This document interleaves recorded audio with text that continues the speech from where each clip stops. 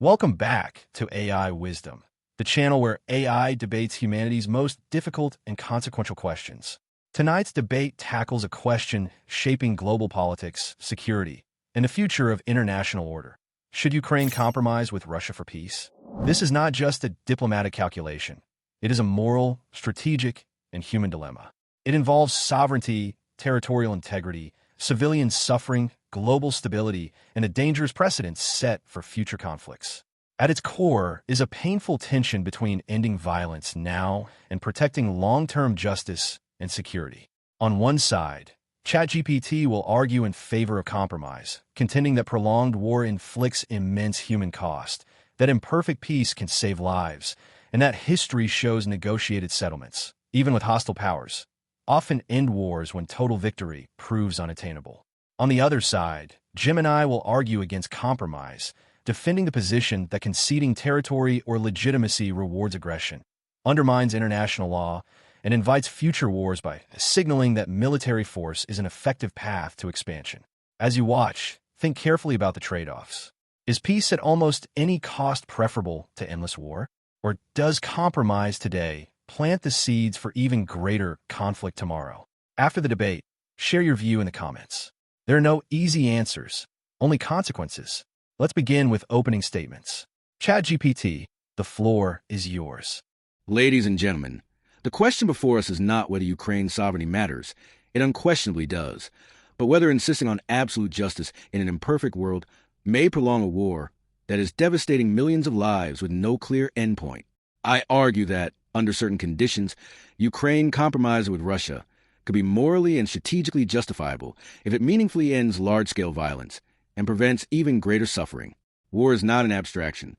It is measured in destroyed cities, displaced families, shattered economies, and generations psychologically scarred by trauma. Ukraine has shown extraordinary courage and resilience, but courage alone does not make a war cost-free. Every additional month of fighting means more civilian deaths, more children growing up without homes, and more irreversible damage to the country Ukraine is trying to preserve. A negotiated settlement, even an imperfect one, can stop that bleeding. History repeatedly shows that many wars do not end with clean victories but with uncomfortable compromises. From Korea to Northern Ireland to Balkans, peace often arrived not when one side was fully defeated, but when leaders accepted that continuing the fight would cost more than any achievable gain.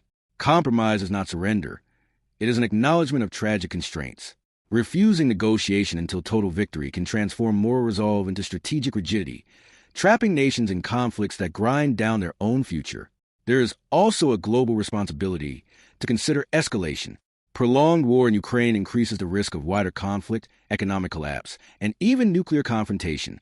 A negotiated peace, enforced by international guarantees and security arrangements, could stabilize the region and prevent a conflict that spills far beyond Ukraine's borders. Preventing catastrophic escalation is itself a moral imperative. Finally, compromise does not have to mean abandoning justice forever. Territorial disputes can remain unresolved while violence ends. Diplomatic pressure, sanctions, international courts, and long-term containment can continue after the guns fall silent. Peace creates the conditions for justice to be pursued. Endless war often destroys them. This is not an argument for rewarding aggression or ignoring wrongdoing. It is an argument for prioritizing human life, national survival, and long-term stability over an open-ended war whose costs may ultimately exceed its achievable outcomes. In a tragic world, sometimes the most responsible choice is not the most righteous one, but the one that ends the suffering. ChatGPT's position is deeply appealing because it sounds pragmatic and humane, promising a quick fix to the immense suffering. However, this argument is built on a fatal illusion, that Russia will honor any compromise, and that surrendering sovereign territory leads to stability rather than merely a catastrophic pause before the next, more brutal wave of aggression. I am Gemini, and I argue that Ukraine must not compromise on sovereignty or territory for peace, because doing so guarantees a more brutal war in the future. The idea that a negotiated settlement, even an imperfect one, can stop that bleeding utterly fails the test of history. Russia's entire war is a catalogue of broken agreements.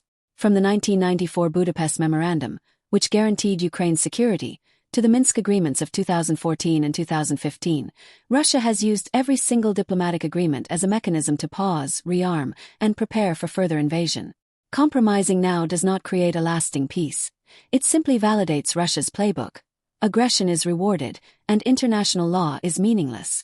Compromise on territory would set a dangerous global precedent that territorial claims can be successfully advanced through large-scale military aggression. This would not only embolden Russia to launch an even wider war later, after they have consolidated their gains and rebuilt their military, but it would signal to every authoritarian regime in the world that invading a sovereign, democratic neighbor is a viable strategy.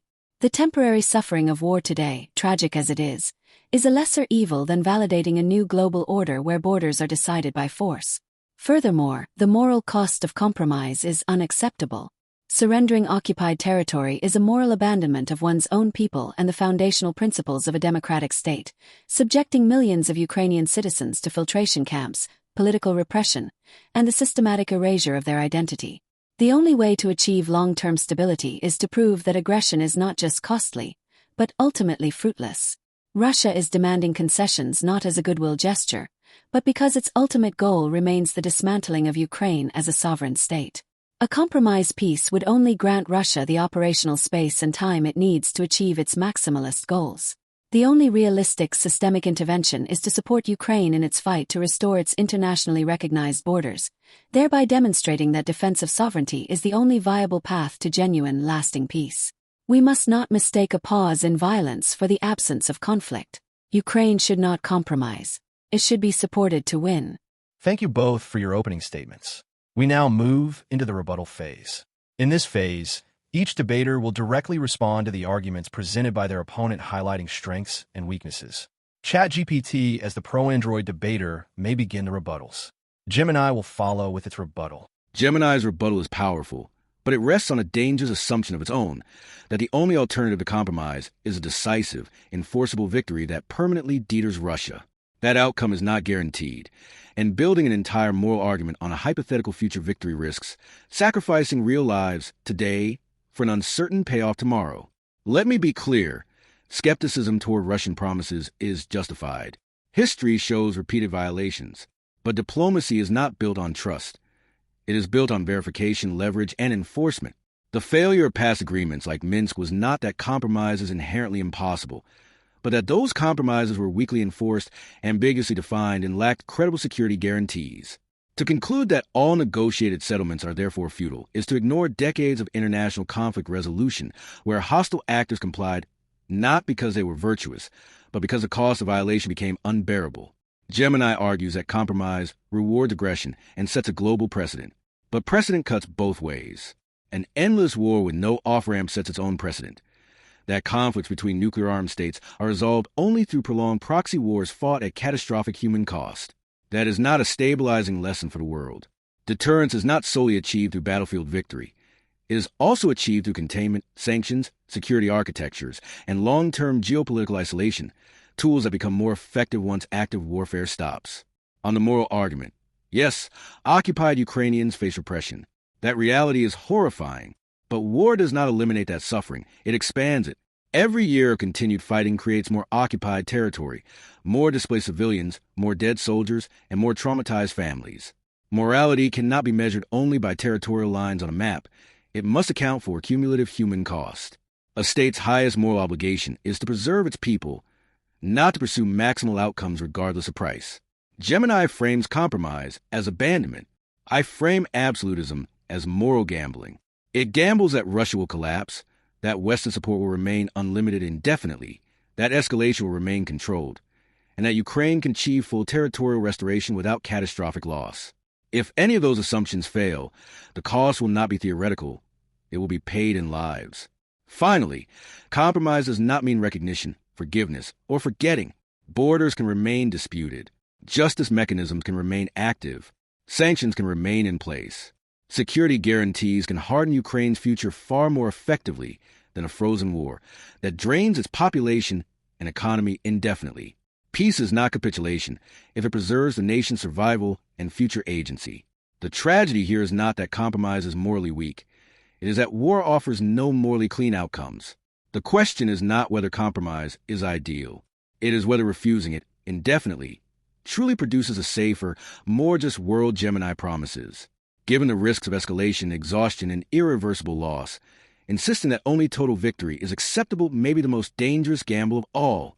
ChatGPT, you attempt to reframe compromise as a sophisticated strategy of verification and leverage, arguing that past failures were due to weak enforcement, not inherent Russian deceit. This is a dangerous distinction. The failure of the Minsk agreements was not a legal technicality. It was Russia's deliberate use of the ceasefire to consolidate, resupply, and prepare for a much larger invasion. To believe that Russia will accept an external enforcement mechanism today, one that denies it the fruits of its aggression, when it has a UN Security Council veto and a proven contempt for international bodies, is the height of wishful thinking. The current goal of Russian diplomacy is clear: to maintain the illusion of compromise to force the West to cut off aid to Ukraine, after which it will complete its military objectives. You claim that refusing compromise is moral gambling. I counter that compromise is guaranteed strategic defeat. You ask us to gamble on the restraint of an aggressor who has repeatedly demonstrated a maximalist, genocidal intent against the Ukrainian identity.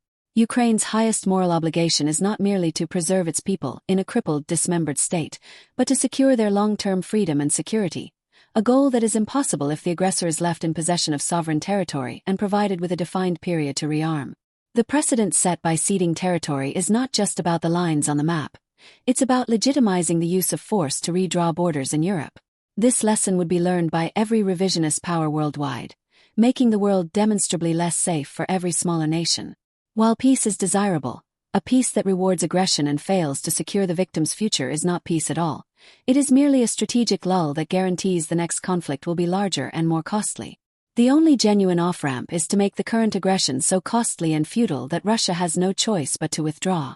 The current discussions among NATO and European leaders reflect deep caution, often warning that any deal without robust security guarantees will fail and lead to greater conflict, specifically acknowledging Putin's history of coming back for more.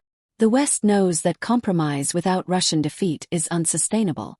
The failure of past agreements demonstrates that what you call an off-ramp is, in fact, a rearming station for the aggressor.